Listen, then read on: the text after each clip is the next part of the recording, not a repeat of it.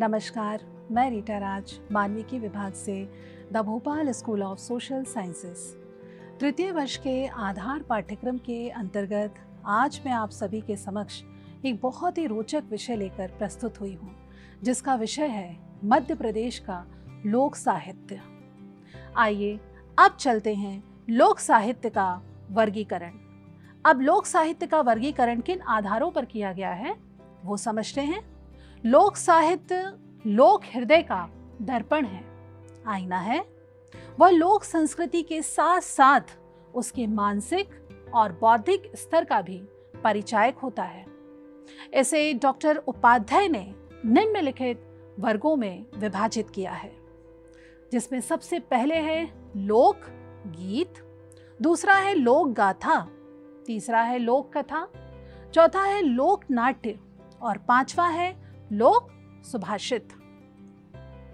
अब इन चार आधारों पर ही हम लोक साहित्य को देखेंगे और इन चार अंचलों में ये पांचों हमारे जो आधार हैं ये उनके साथ समाहित होंगे और जुड़ेंगे और इन चार आधारों पर ही हम हर अंचल को समझ पाएंगे।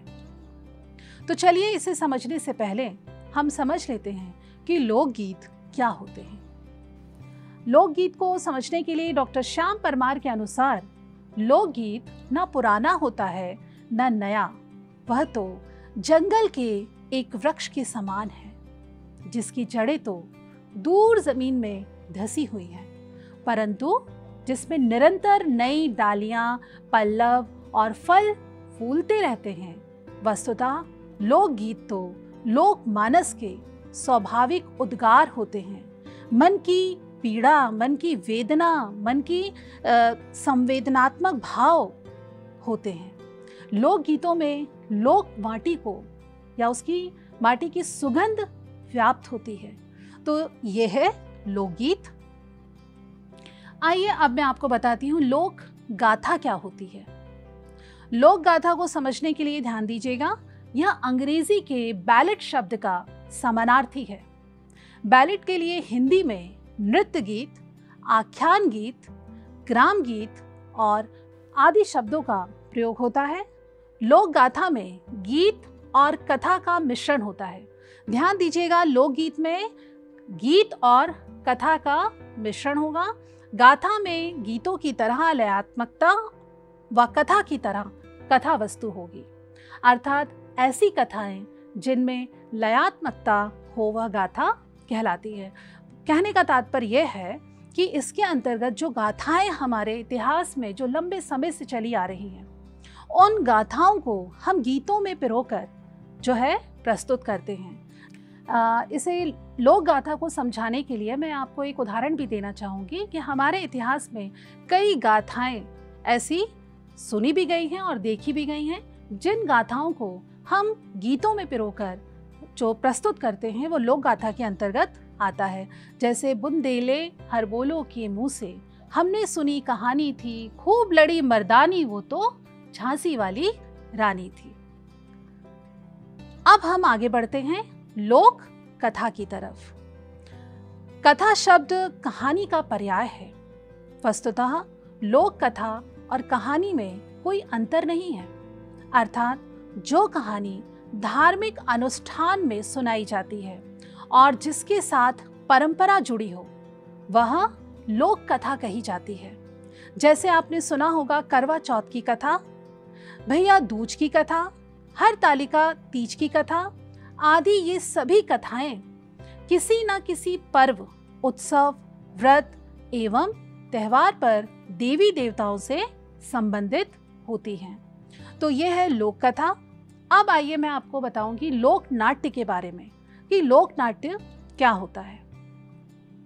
लोक नाट्य की उत्पत्ति लोक प्रचलन, धार्मिक रूढ़ियां, जन परंपराएं, वीर पूजा, मनोरंजन, उत्सव, मांगलिक पर्व तथा शोक से हुई है। डॉक्टर नगेंद्र जी ने इसे इस तरह परिभाषित किया है कि जीवन की सामूहिक आवश्यकताओं एवं प्रेरणाओं के बीच इसका जन्म मानते हैं।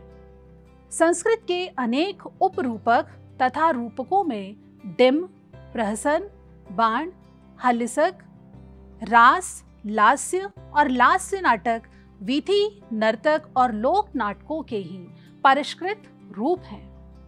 लोक नाट्य को परिभाषित करते हुए डॉक्टर महेंद्र भनावत लिखते हैं कि लोकधर्मी रूढ़ियों की अनुकरणात्मक अभिव्यक्तियों का वह नाट्य रूप जो अपने अपने क्षेत्र को, लोकमानस को उल्लासित करे, अनुप्राणित करता है, वह लोक नाट्य कहलाता है। कहने का तात्पर्य है कि लोक नाट्य लोक का अनुकरण है जो जनमानस का प्रतिबिंब है। अब लोक सुभाषित को समझते हैं। इसके अंतर्गत मुहावरे, लोकोक्तियां या कहावतें तथा पहेलियों का वर्णन किया जाता है। सुभाषित शब्द दो शब्दों के योग से बना है, सु और भाषित। सु का अर्थ होता है अच्छा तथा भाषित का अर्थ कहा गया है, अर्थात जो कुछ अच्छा कहा गया है उसे सुभाषित कहते हैं। इसे सूक्ति या श्रेष्ठ वचन भी कहते हैं।